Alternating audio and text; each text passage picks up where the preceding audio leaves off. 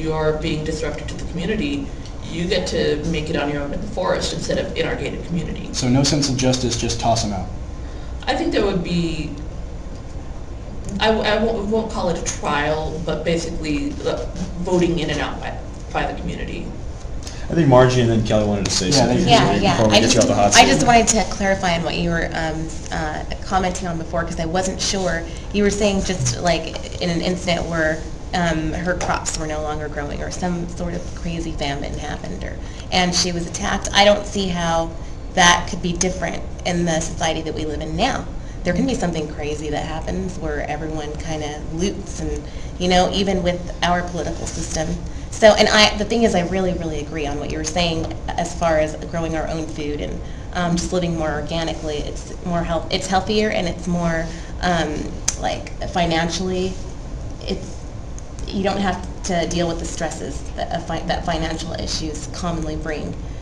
So I don't know. I just really agreed with what you had to say, and and I wanted to know what you see. It would have to be on a bigger scale. I'll address that in a minute, but yeah, go for it. Well, yeah, one of the I'm sure it was meant to be rhetorical. The question: are there sociopaths? No, I was genuinely curious, because if we're tossing them out, then she doesn't have to worry about that. She doesn't have to worry about protection, cops, things like that. The reality is, yes, it's a thought experiment. So if it helped at all, we would be able to remove certain variables just to get down to the basic idea. But in this case... But you see how if we're doing that, then, okay, there's going to be nothing, there's going to be no famine, no disease, no nothing like that. If we're going to make it ideal, then why even have... I was kind of in Vincent's bunny. Okay, I'm sorry. Yeah, I'm saying you can remove certain variables if it helps to make a point, but I think it's counterproductive in this case, because these things are real concerns. But what I will say is that mental illness is a reality of life. That'll happen. You're going to run into a sociopath or a psychopath. Yeah. You just have to come up with a system to deal with them. Like any other government, you could do sort of a mental hospital thing. You could kind of do the obviously there's the legal system, and you can just do it to any thing like that. Mm-hmm. Any population at this point that people start bending, sort of social contract, at that point you have to make some sort of consequence, and that's a naturally developing thing. I would believe that, the commune will have some sort of law, and there will be some sort of trade, and I think that'll deal with a lot of the problems of, we don't have enough of this, we don't have enough of that. I think the bottom line was being self-sustaining, as opposed to, this sense of being completely cut off from everyone. It actually reminds me very much of ancient Celtic society in a lot of ways. Small groups. In fact, the Celts fought a lot, but they were small battles, never big wars. It was just, and it actually was a genuinely advanced society in a lot of ways, and they didn't make a lot of progress. So, I think that one of the things in the modern day that we should look at also is instances such as the volcano ash cloud that's been disrupting travel all over Europe. If something like that were to happen in a place we cared about, Saudi Arabia.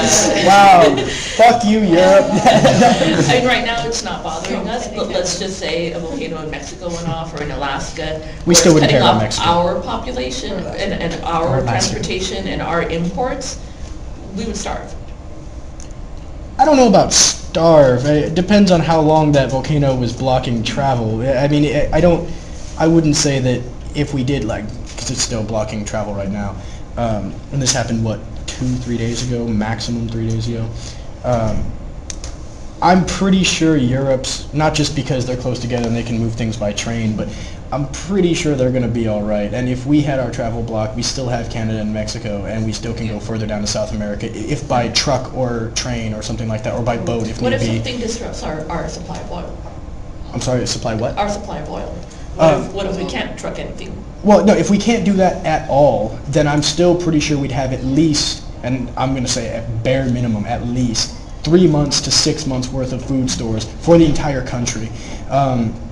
But Is this a hypothetical, or you think this actually I would be very surprised if we were unable completely to pipe anything into this country for, let's just say, a month, and then 2 weeks into that month, the government says, fend for yourself, we don't have anything. Well, I'd be very surprised if that were the case. I wouldn't be. I think what really needs to be expressed is because, at least in this thought experiment, it seems we're talking about our hypothetical country being the landmass that is now the United States. It doesn't have to be that. It doesn't have to be, but this is the hypothetical we're going off of at this particular moment, Right. so I'm going to go with it. Right. At this point, I think it's bite-sizable enough to give a clap. And so get the next person in the hot chair before we get on to the end of this. I don't feel comfortable with being in a position of or absolute power where I can say, all right, this is how it's going to go, because I don't feel nearly intelligent enough to try and competently run a country, or much less a commune of any sort. I will say that, have you ever read Utopia? I have not. Check it out. It's a pretty good book. It goes along the lines of what you're talking about, Thomas More.